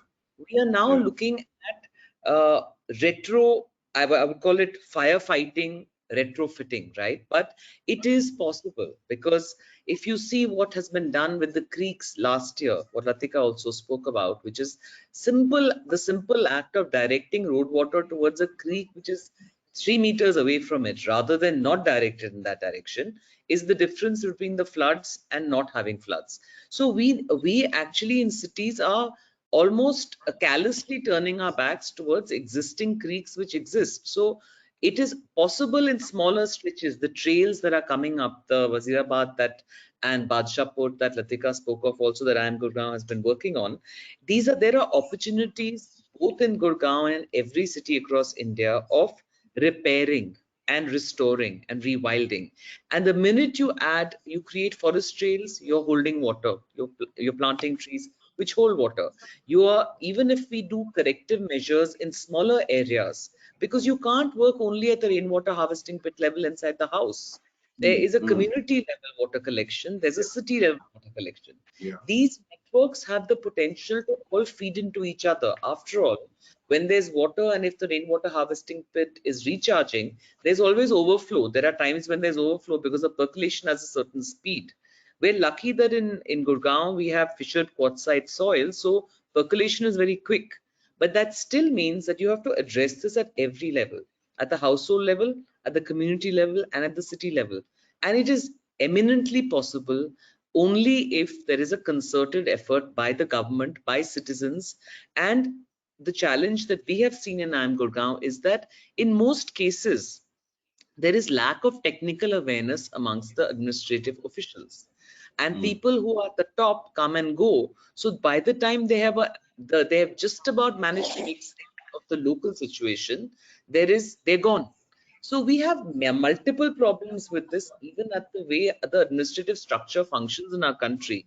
We have to have some kind of, and that's the role that I think IIM Gurgaon has taken over the last 10, 12 years in Gurgaon, is of just being vigilant citizenry, and that Shubhra does with Gurgaon first.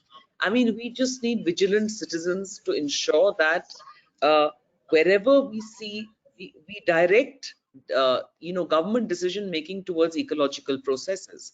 And as as Gautam said, that we can't undo the damage that's done, but we can correct in large measure what possibilities exist today, and definitely ensure that in future the hinterland development, Gurgaon is continuing to grow at an incredible pace.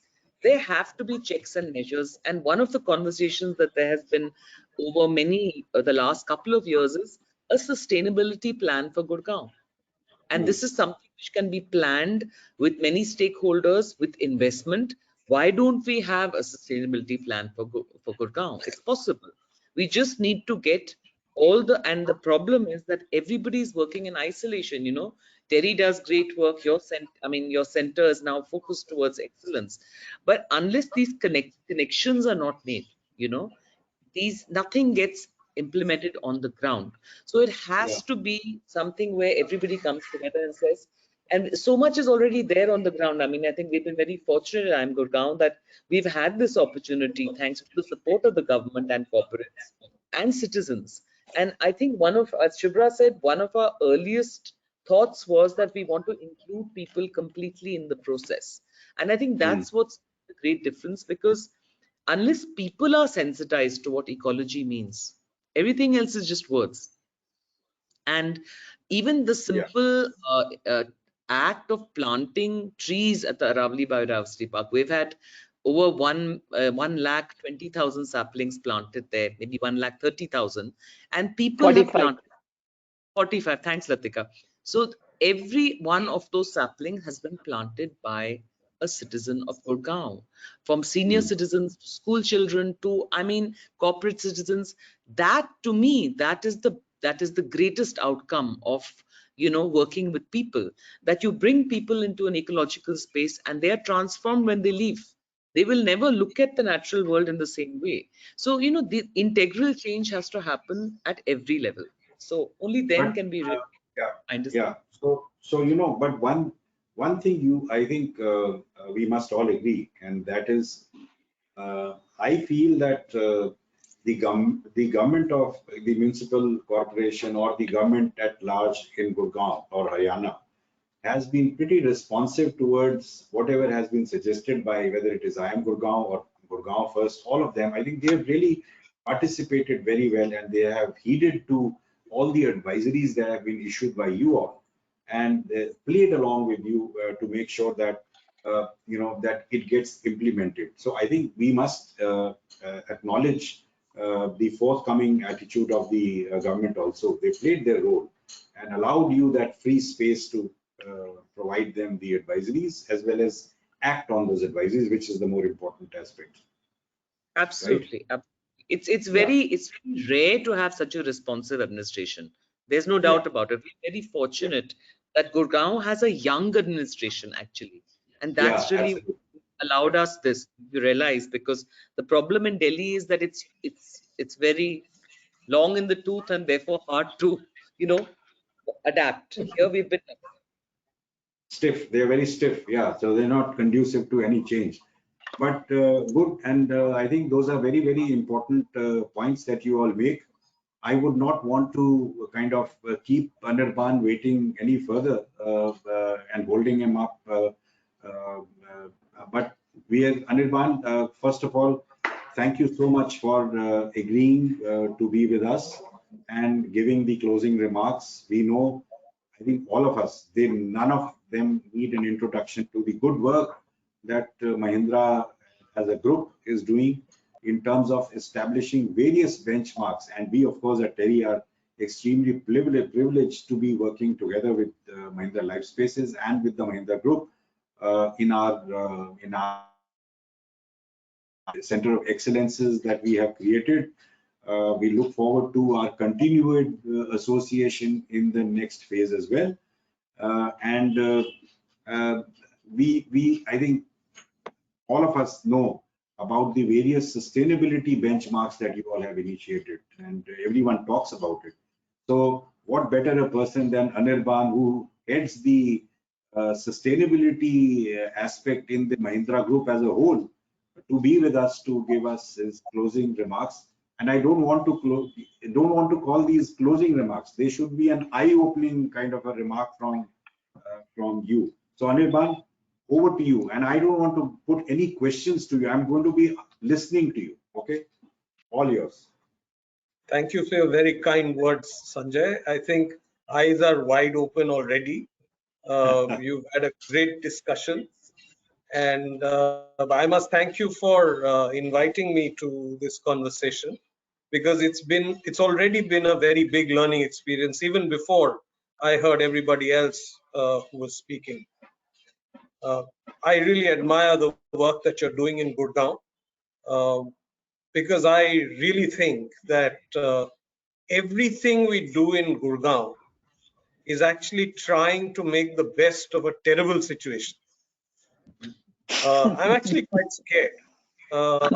We hear conversations about sustainable cities. And when I looked at the information on Gurgaon, I was wondering whether there should be a conversation on an unsustainable city.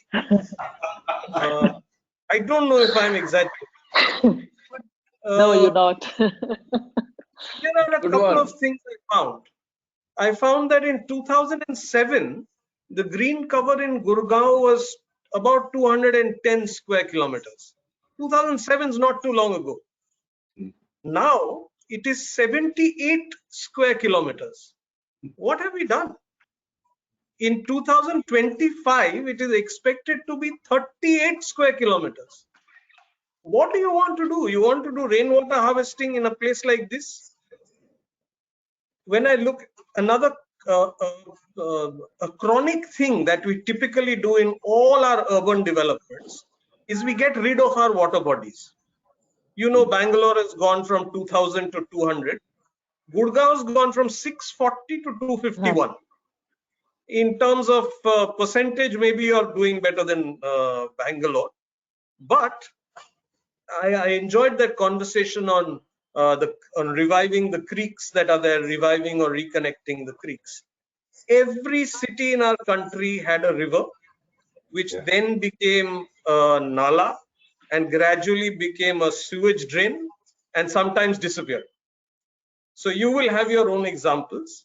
I know about the Adi Ganga in Calcutta, the Mithi River in Bombay, the Buckingham Canal in Chennai, and I just about heard about one in Indore in the previous conversation that I was a part of, which has been revived, which is playing a role in the resilience of the city of Indore. And if there are creeks, or there have been creeks which can be revived in Gurgaon, we must do it forthwith. And the reason why I even brought up this phrase of unsustainable city is because this large scale reduction, if you wish to call it destruction, of green cover and water bodies actually makes that place very, very, very vulnerable. And I'm wondering what the prognosis is, what are the forecasts for that area in Gurgaon, and I'm hearing it is expanding even more. If this is the manner in which it is expanding, then we've got a lot of worries. And I'm thinking probably Gurgaon will suffer more than Bombay, which I know is going, most of Bombay is supposed to be getting flooded, inundated, at least the lower areas and the coastal areas. But when I look at these numbers, I wonder what's going to be the situation in Gurgaon. I listened very carefully to the conversation of bringing all hands on deck. It is necessary. Even in big problems, you have to bring all hands on deck. But there are times when the systemic solution becomes critical. And I think Gurgaon has gone way beyond that. I don't know how you're going to bring green cover back. I don't know how you're going to bring water bodies back. I don't know if there are benchmarks on what is the minimum amount of green cover, what is the minimum amount of soft land, I mean non-concretized land that you must have in a city. Are there numbers like that? And as I was thinking, I'm glad you have a responsive administration, but they need something to respond to. And I was just wondering, Sanjay, whether it is within the ambit of TERI to create a document which without any holds barred brings out a possible impending disaster in Gurgaon over the next, I don't know, 10 years, 20 years, whatever the period is. If in the process, however, you discover that there is no problem, everything will be all right, we'll all be very happy. But looking at the numbers, looking at the way development happens, and having experienced the way those underpasses get flooded, I'm just wondering whether it is time to bring out a report which says what the likely situation is going to be 10 years down the line or 15 years down the line. I understand there is a website called Climate Central, where if you put in the latitude and longitude, it tells you about flooding risks in future. I don't know how it works, so I don't know whether it takes into account all the construction work that has already happened. But whatever it is, it's probably worth using that website to see what does it say about Gurgaon today, assuming that it does a good job in terms of prediction. You can, and everything we discussed today was probably on the basis of the kind of precipitation that we normally have. Long period averages and so on, what we've experienced in the past and therefore going forward. But you would have noticed, I don't know whether you're seeing it in Gurgaon, but we're certainly seeing it in Bombay. I've spent 10-15 years of my life trying to predict how many tractors will get sold on the basis of how much rainfall we are going to get.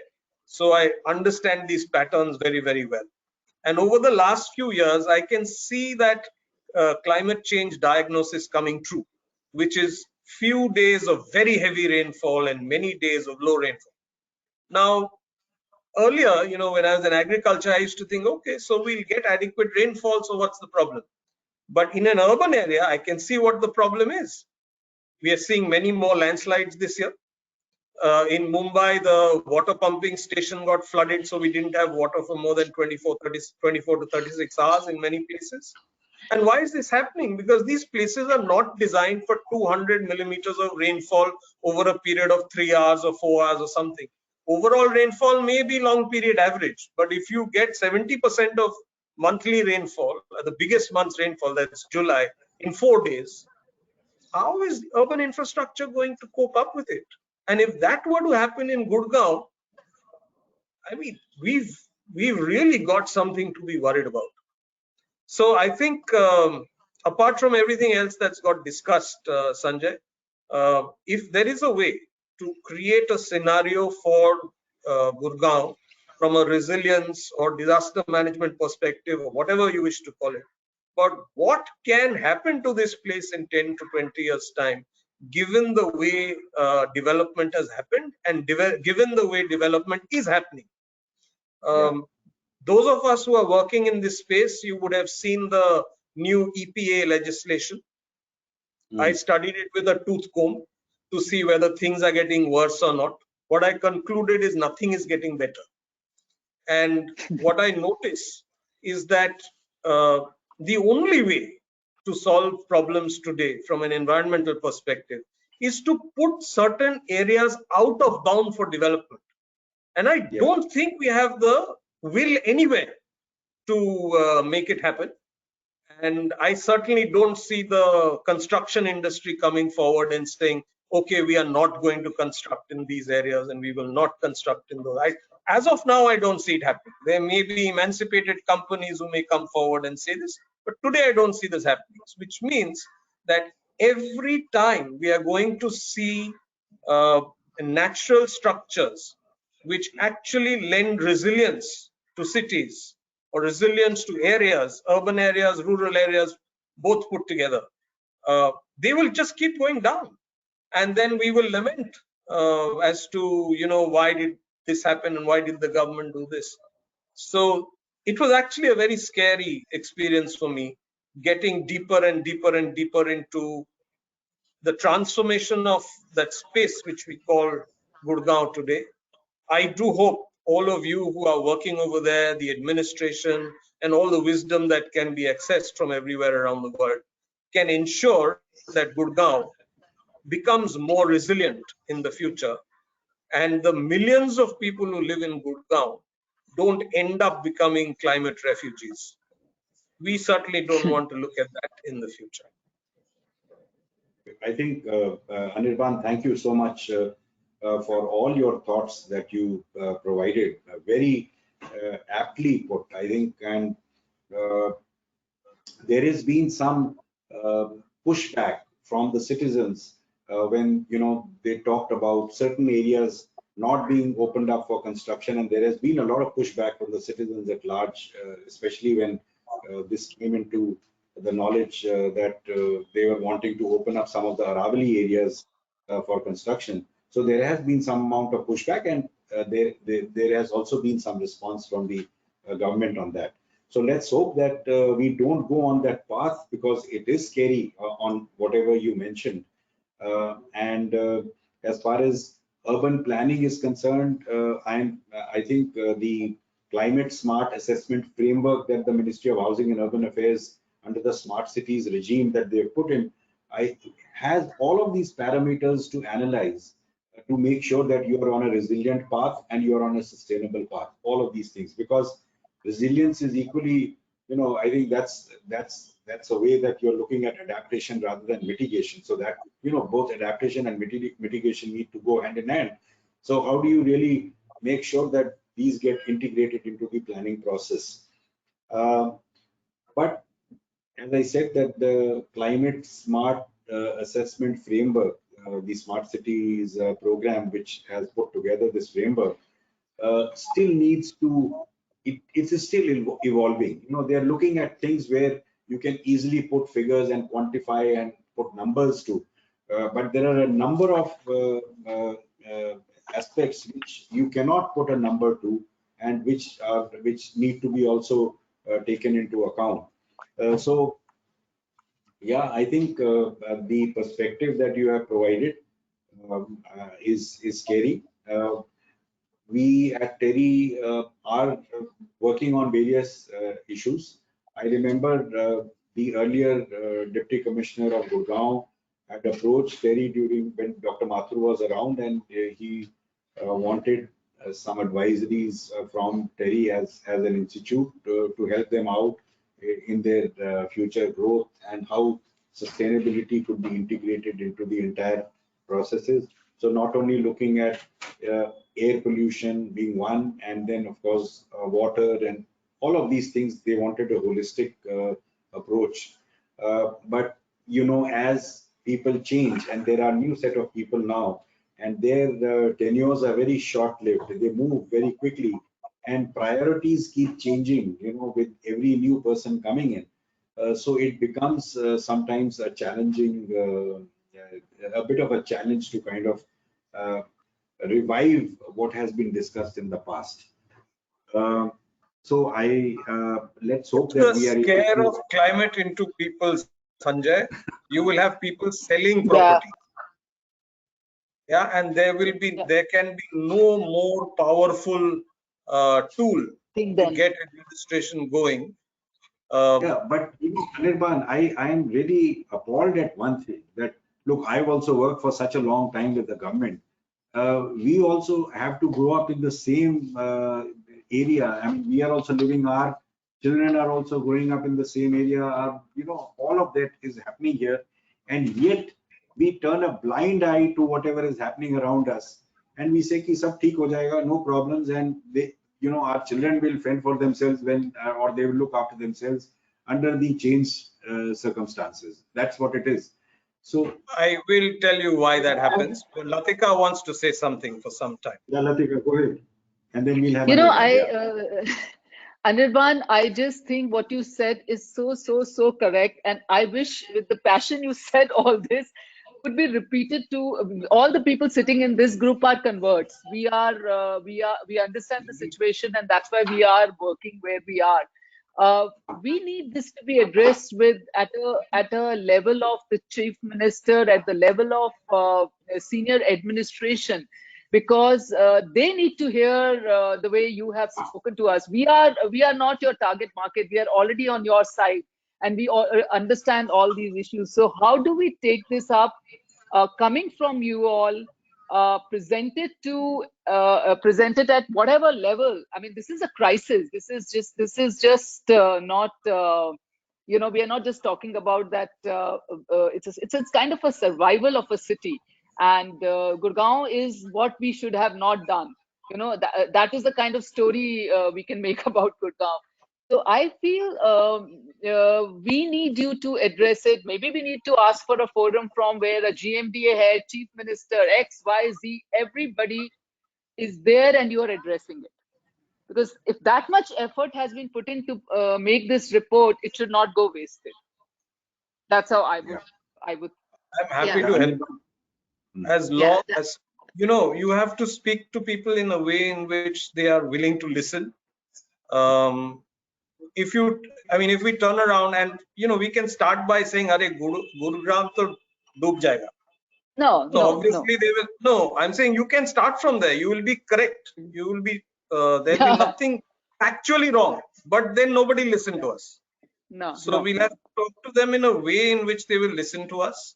We'll also have to see who are the people who have a long-term vested interest in Gurugram. It won't only be the government official, because as you said, he'll get transferred and so on. So who has a vested interest in the long-term sustenance of Gurugram? And how does one get people like that concerned about what is the likely future? And what can help them understand or believe that yes, there is trouble in the future? Because there is trouble because of climate change, but most people don't believe. Or like Sanjay says, we are all growing up, children are growing up, we think it'll all go away. So what can we do so that this becomes a real topic of conversation from a constructive resilience building point of view? And you all have already raised the issue of construction in Aravali. If that happens, it may just be beyond anybody's ability to even make that place habitable. Forget about making it resilient. Yeah, I wonder what the resilient in Gurgaon is. Because when I think of concrete, Anirban, just reacting to what you said, the chief minister is also here for a 5-year haul. But, the MP of Gurgaon, the current MP of Gurgaon has been elected five times consecutively. So I think, Latika, correct me, if I'm wrong, but, so somebody like him is a larger, he doesn't live there. but he doesn't live here. Yeah. Other than that, the citizens, I think the push has to come from the citizens who are, like Latika has stayed here for 23 years. I would be completing 20 years very soon, next year. So, so the citizens are the permanent, sufferers, or the permanent,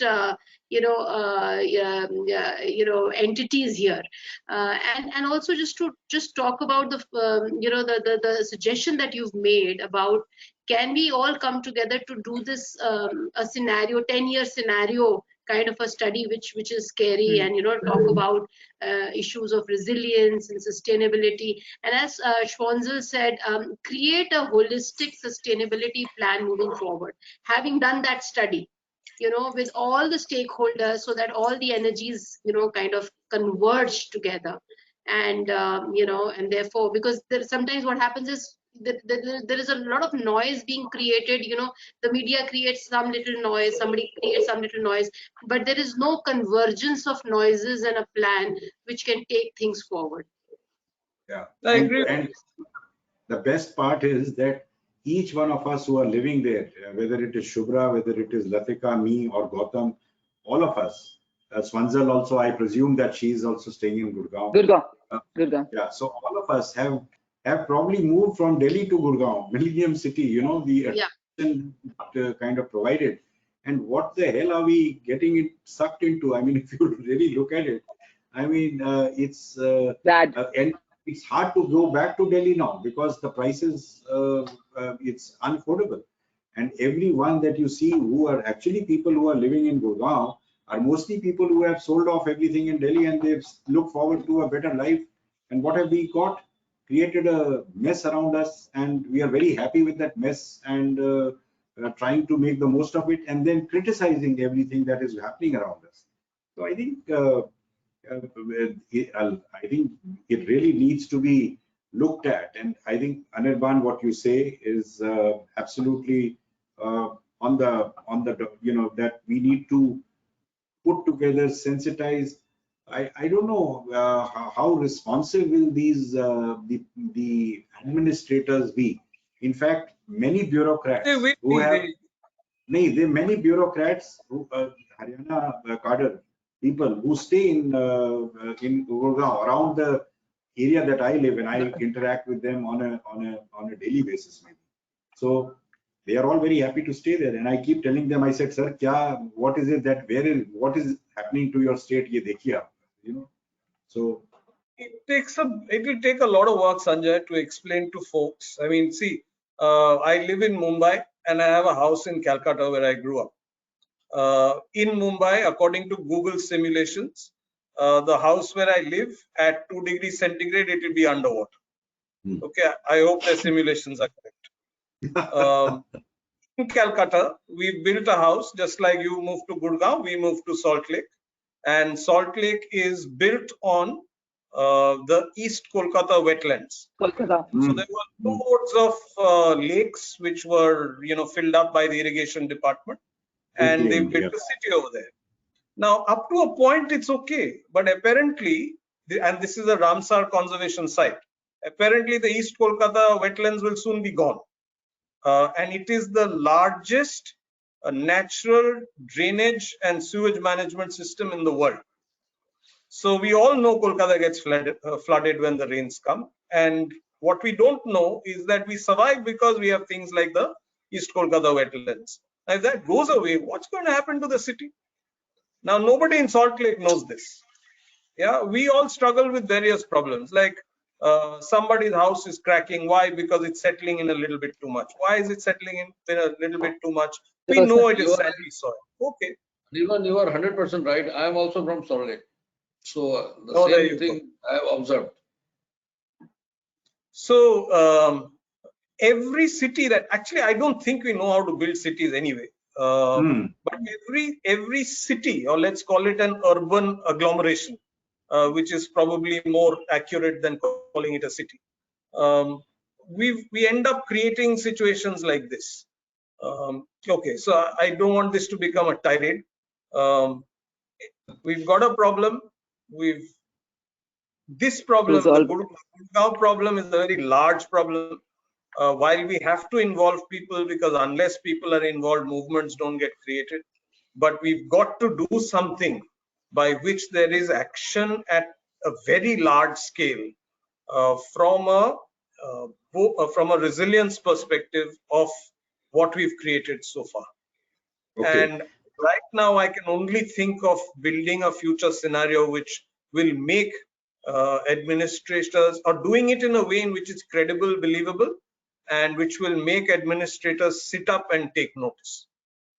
So I think on that note, while we should probably take it up as an, issue-based. So what we have today done is we are looking at the water-stressed Gurugram as a city and what can be done. What is it that, so we put together this report, as I said, we've launched this report on this auspicious day, if I may call it.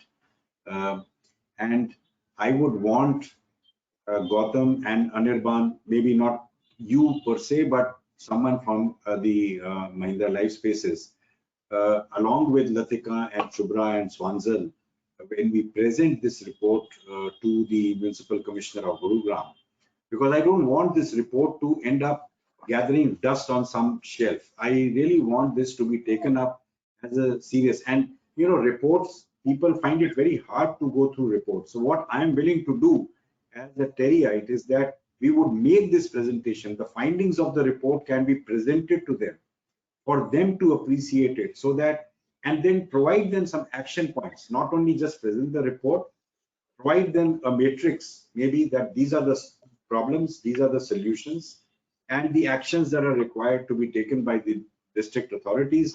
And then let's hope that out of the many recommendations that we make, even if a couple of them get implemented, I think we are good to at least make a beginning to sensitize them. And I look forward to you all to help us in this endeavor. Surely. Sanjay, just let me add that the Chief Minister also visits Gurgaon on a regular basis. And Gurgaon is the financial capital of Haryana. Yes. It brings a lot of revenues to, it's like the golden goose of Haryana for the Chief Minister. Yes. So I'm sure we can escalate it to the Chief Minister as well. And we would need to escalate it. In fact, we need to do this report, we need to expose this report to multiple stakeholders. So that the Chief Minister and the MCG Commissioner and the other GMD officials, apart from them, we need to expose this to the media, for example, so multiple stakeholders, so that there is enough momentum which is built, and there are pressure from various groups that also act on the government. So as I said, that report is available. You all are please feel free to kind of use your networks to sensitize people about it. I would also want Gautam to use their own the management, the TLF management, to knock on the doors of people who matter. Anirban, I would also request you to kind of use your own networks to sensitize people in the government in Haryana, so that they are able to appreciate the the report and provide us a time so that we can present the findings of the report to them. And they should also know that such a study was carried out and it exists and it is for the benefit of all Gurugrammers. So that's the idea.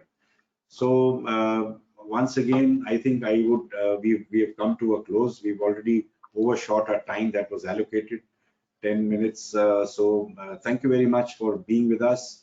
Thank you. Each one of you, I think the remarks made by all of you, very well, I think very, very appropriate. And Tarishi has taken down some very good notes from whatever you all said. She will probably drop some very quick minutes, and we would also share it with you all. And the report, as I said, is available, downloadable. Tarishi, would you like to provide the housekeeping and remarks, please? Thank you. So we would be sharing the link of the report with all our panelists and the participants post the webinar, so you could access the report. So we would be doing that. And this All right. session will be uploaded, Tarishi? Yes, sir. This It particular will session be uploaded on the YouTube. on the YouTube. So that Yeah. link also you Thank you. can share. Yeah. All right. Yeah, Thank and you. before we Thanks. go, Tanishi, wonderful job done. You're a young girl, but it feels very good to have youngsters like you, address this problem, and I mean, very well presented, and congratulations on that. So Yeah, Shubhra, I'm also Shubhra, congratulating. Yeah, we're bulk all of dependent on youngsters like you. Bulk of Okay. We are technology. all dependent on youngsters like you. So we are very Thank proud. you. We are very proud to be working with such young, informed minds. They all work with us, and Yeah, it's that's great. wonderful That's good. experience. Wonderful, Sanjay. And end of the day, let's be optimistic. Everything is possible. But there is a will, there is a way. No, That is Sure. Gurgaon में Gautam, possible है. yeah. Everything is possible. And let's be So you know optimistic. who the developer is? Who the developer is in this meeting? Developer is, I am the developer, and Anirban is the developer. So sorry, just joking. Both of us are the developers. all right. We Thank are you very much. But there is a will, there is a way. This is the pandemic has created such an atmosphere that we all have to see each other on the screen. Let's hope that very soon we are able to connect with each other physically.